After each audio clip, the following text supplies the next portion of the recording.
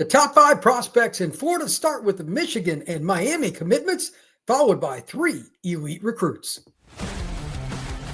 Locked On presents The Portal, the daily podcast covering college football recruiting and everything NIL. Part of the Locked On Podcast Network. Your team every day.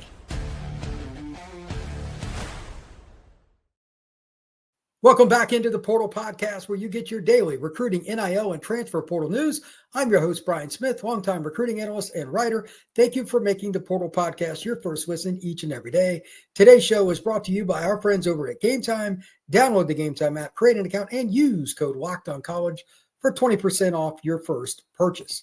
We're finally here, the top 5 prospects in the Sunshine State, and we're going to begin with arguably the best corner in the Southeast. He's certainly in the conversation, and that is Brody Jennings.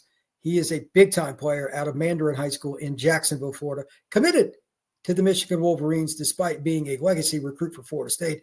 But don't count out several other programs. He's certainly got a long list of schools still trying to come after him. And Jennings, among others, this is his official visit list, and it, of course, can change. Auburn is May 16th. Then he goes to Bama May 30th, Florida June 6th, Georgia, June 13th, and then back up to Ann Arbor for a visit with the Wolverines. 6'1", 175 pounds. Jennings was fantastic at Miami Under Armour. He won MVP, and he earned it. It's not just because of his technique. It's not just because of makeup speed.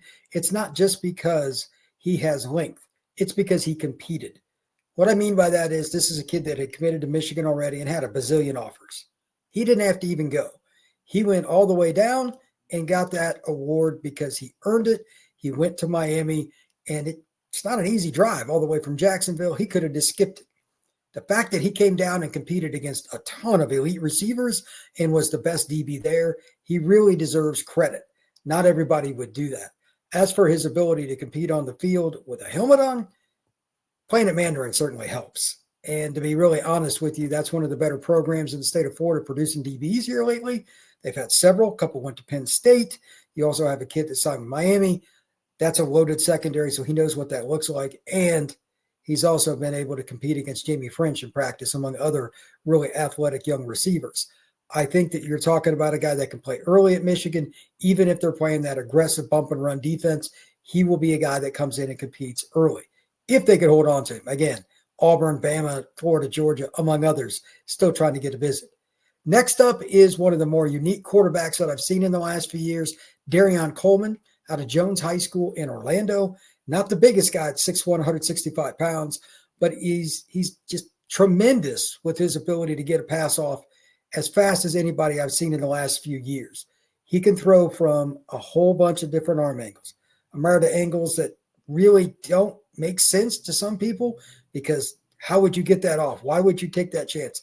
And the velocity and zip that he still gets on his throws with accuracy is uncanny. Dereon will make a throw around a guy that's completely sidearmed. Again, a myriad of different throwing angles, but sidearm, no different than straight over the top. If he's fading back a little bit, that's not necessarily a good thing, but he can get away with it. If he's going to his left and he's a right-handed quarterback, he can still throw against his body and get plenty of velocity. All these different throws he makes, and he also has the wherewithal above the shoulders to understand coverages change after the snap. He's already started learning some of the progressions, and that's important. He'll learn a lot more once he gets to college and he sees it every day, but he's already ahead of the curve for his age. I think he'll come in and compete at Miami, and as no later as a sophomore, he'll be a guy that has a chance to play. Really, really good kid, good student, good guy. I root for him. Those are the kind of guys you want to see do well at the college level, and Dereon Coleman has earned it. Next up, this is a guy that is just the opposite of Coleman, because size is certainly not an issue. Keenyi Pepe, 6'7", 330-plus pounds, Bradenton, IMG Academy. He is a pure offensive tackle. Great guy. He's somebody that the staff at IMG, coaches and the media staff and everybody else all love. He helps them. He's a nice guy. He goes out of his way to be around people and be positive. It's good to see somebody with as much talent as him be that way. We all knew when he was a kid as a sophomore, like, this is a national recruit, can go wherever, but his personality matters until you're the guy in front of him with his helmet on and he tries to run you over. But At 6'7", he's a natural pass protector. At 330 pounds, he can get outside to defend against the speed rusher, or if a guy comes inside, tries to bull rush him, he can anchor down and hold his own ground. We'll see where he ends up. Right now, I like Miami and USC. I think those are the most likely. Texas, Florida, Tennessee, Washington, Georgia, they're all in the fight among others. But watch out for Miami and USC. It's probably one of those two right now for Pepe.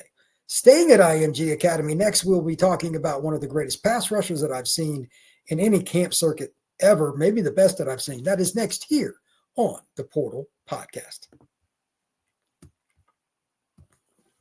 Imagine watching your favorite team live, feeling the energy of the crowd, and witnessing unforgettable moments. There's nothing like experiencing a game in person. Getting tickets shouldn't be stressful either. That's where Game Time comes in, making it easier than ever to grab last-minute tickets to go to see those live events. If you're on the Game Time app, it's so easy. I do this all the time. All you have to do is tap on the Game Time picks at the top. It finds the deals for you. You could go through all the different prices and look at the seats. That's great. But if you want to save time, Game Time picks is the way to go. It's really, really easy to do, and it'll make you a little happier with the price point as well. Also, this is peace of mind. Again, once you click on a seat, you can actually see the venue from your phone. There's no guessing about how far you are. It will show you the pitcher's mound or the stage at an opera house. Whatever it may be, you can do it. So comedy, theater, baseball game, basketball, football, whatever it is, Game Time brings it to you. Download the Game Time app, create an account, and use code LOCKEDONCollege for $20 off your first purchase. That's Locked On College for $20 off. Download Game Time today. Last minute tickets, lowest price, guaranteed. Pass rushers are always in demand. And if there's ever been one that has more technical expertise than what I've seen from Jake Kreul, another IMG Academy recruit, I don't recall it. Whether it's just dipping under a guy because he's worked so hard on his flexibility, his first step speed rush, his ability to just dominate in a different way on any given play, setting up one move to set up the next one. He's a thinking man's football player. He gets a guy rocking to the outside after a speed rush, and then he will spin move. Or he will thrust into a guy, get him a little off balance, and pull him by. He will dip and rip. He has more moves than anybody else that I've seen that he actually executes. Not just talks about it. Jake Kreul actually executes those moves. And that's why his offer list is through the roof. And from talking to him several times, it's really hard to say where he's going to end up. Miami, Florida, Florida State are all involved. LSU, Penn State, Michigan's a place he's just recently visited. Tennessee's involved. Oregon's involved. Colorado, Texas, Oklahoma. It's a long list of schools. Jake isn't going to announce his official visits just yet. He wants to make sure, set them, be done with it, go through them, and hopefully make a decision this summer. If it drags into the fall, so be it. But he would like to get it done if he can this summer. We'll see what happens. But Jake Kreul, 6'2", about 235 pounds. Again, as natural a pass rusher as you're going to find, and one that you won't find anywhere else that competes and dominates like he did. Under Armour in Miami, for instance, just from the reps that I saw, and he was in two different areas doing one-on-ones, he was 8 for 8.